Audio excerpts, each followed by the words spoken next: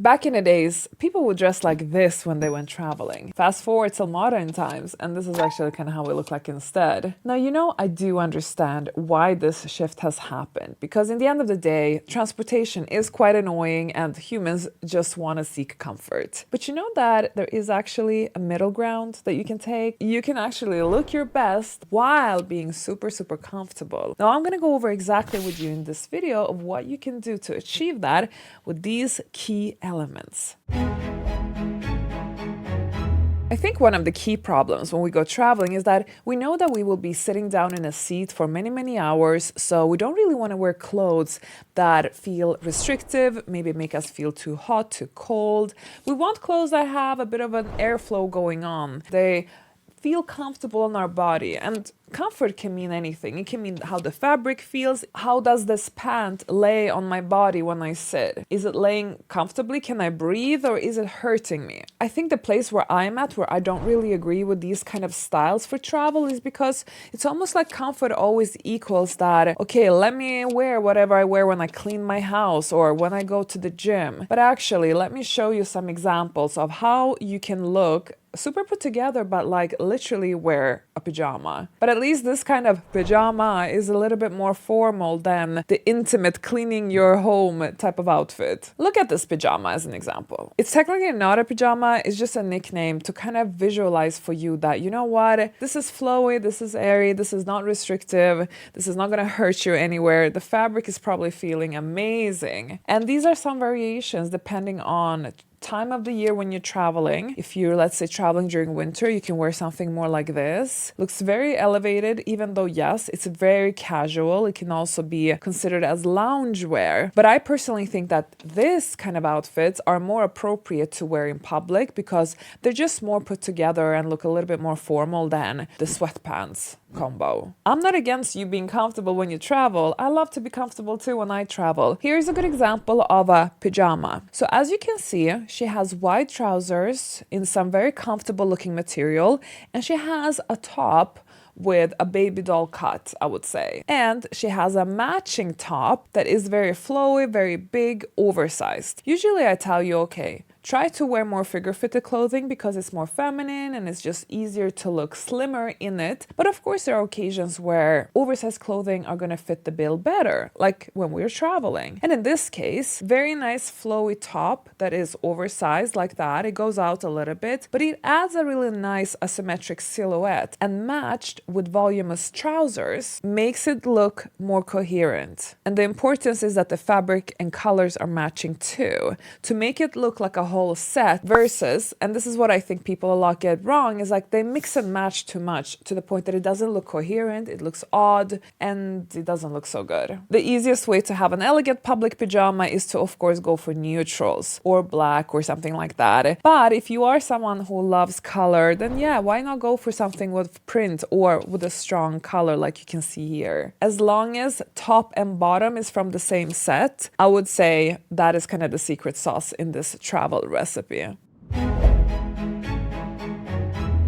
The next point has to do with layering. And actually, if we speak about the elegant pajama that I mentioned, you can actually layer it very, very easy. As long as you have a layering piece that is somehow matching to the whole set that you're wearing, preferably they should come from the same family, if possible. But here are some other ideas for your layering. I think cardigans tend to be the most popular, but you have also kinds of different throws. You have also scarves. I think the secret lays in the color of the layering piece to make sure it really goes well with the rest of colors. Because again, if it looks too mismatched, that's usually when your style looks less attractive. Some ladies do like blazers for layering, and of course, that might not be the most comfortable. However, they're actually blazers of very, very soft material. And believe it or not, you usually find them in fast fashion stores. So get one that is slightly oversized. It's like very flexible in material. So this way it feels more like a sweater than like a blazer. So for layering, we can also utilize what I call the long cardigan. I think that it's so chic because it kind of wraps around us in a really cozy way. So when you are really cold on the plane, you can actually snuggle up in one of these. Plus, they actually look chic because it's more of a casual coat type of style. You can see that these images that I'm showing you, they're all wearing them in a fairly neutral shade. And that is one of the secrets why it looks slightly more elevated. I mean, yes, you can get one in black, of course. You can see here, there's a nice one, although it's in the print and also a little bit more color coordinated. And that's why the style looks more nice. So one of the reasons why I love coats so much, and in this case, the long cardigan, is because it creates a little bit of a silhouette for you. It's not just a short something that just cuts off there around the hip area and it just looks very kind of plain and simple. But when you add a little bit of length, then immediately starts looking more interesting. Let me tell you a little hack about layering. One of my favorite layering pieces that works perfectly for travel, as you can see in these images, is the open shirt layering piece. I personally love in some natural fiber. My favorite is linen, but you can also get it in cotton. So what you do is that you get a shirt a little bit oversized in a very comfortable fabric, and then you just pull it on top as if it's a cardigan, but it's not. It's a shirt, but it looks a bit more elevated because it's a shirt. But then you kind of, roll up your sleeves and you keep it hanging like that. And if it's oversized, it's absolutely fine because it kind of serves like, again, the cardigan that I mentioned. I have actually created one in my clothing line collection. It's made out of linen and it's absolutely amazing. I use it for covering up on the beach or as an oversized cover-up piece like you can see here. And I would say both work perfectly fine for travel. You just mix and match with whatever you have underneath. It could be a pair of white jeans, a little top, you name it. But the good part is if you feel too hot, if you feel like I want to cover up, then you can easily just take it on, take it off, and yet you have something nice underneath. If you want to shop my collection, simply go to annabayshop.com and check out all my pieces that I have. Then there's always a debate about the color. Should you just wear black color because you might get dirty, you might get coffee spilled on you, or I don't know, someone has been eating something on your seat and then you sit down there and oops, you have now a stain on your pant. Now, this is obviously up to you. I do think that wearing all black is a very convenient way for air travel. I do wear black a lot when I travel as well for that reason. But I want you to just be aware that there are alternatives. Just because travel can be annoying doesn't mean you have to just go for black too. Make it doable for you. You can easily wear neutrals. You can easily even wear light color. And I actually think that this outfit looks quite sophisticated, even though, yes, she's wearing all white, literally. And yes, there is a chance that she might end up looking dirty, but you know what? Life happens. I sometimes think it's worth taking the risk.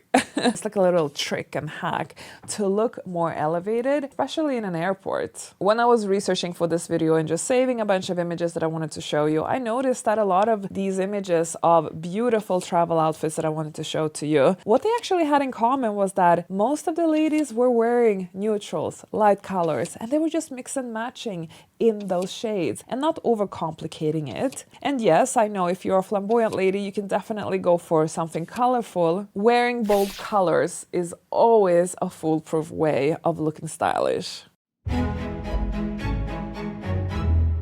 Now, there's always this dilemma about footwear because I do understand, especially for air travel and you have to walk long distance, you're not going to wear heels, and why would you? It's so inconvenient. And whenever we speak about wanting to look elegant when we travel, people always jump to the conclusions that, oh, you want us to wear heels? No. Wear flats. You can even wear sneakers if you want. But so here are some ideas of how you can actually look a little bit more put together with flats. I personally love loafers. I love ballerinas, as long as they're comfortable on your foot. Some people might feel a little bit cold wearing open-toe sandals. Some people are absolutely fine with that. It all depends where you travel. Here are also some ideas for you if you want to wear sneakers. If you want to wear a sneaker, then I highly recommend the white leather shoe type of sneaker. Here you can see some nice examples.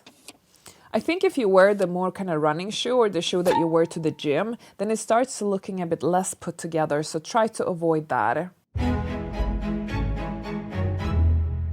Now, what about the handbag? So that's always going to be a personal choice. But I do think that if you travel with carry-on, you have to make sure that whatever handbag you choose, it is sturdy enough to be placed on top of your carry-on so that you can just roll it around together with the carry-on. And maybe if possible, it has one of those little sleeves that you place over the handles of the carry-on. And this way you don't have to hold both handles of both bags. That's a very good hack, by the way. Or you get a handbag with such long handles that it can actually reach to the handle of the carry-on and you can hold them firmly together without any accidents. And then for the style, it's up to you. As long as you avoid I don't know, a plastic bag. So if you are serious about your transformation, if you want to be part of a community of like-minded women who are also serious about taking action and making their dream life happen, then go to levelupclass.com and join us. Now, in my next video, I'm going to give you more styling tips on how you can look your best and look classy and put together. Now, I will see you in that video.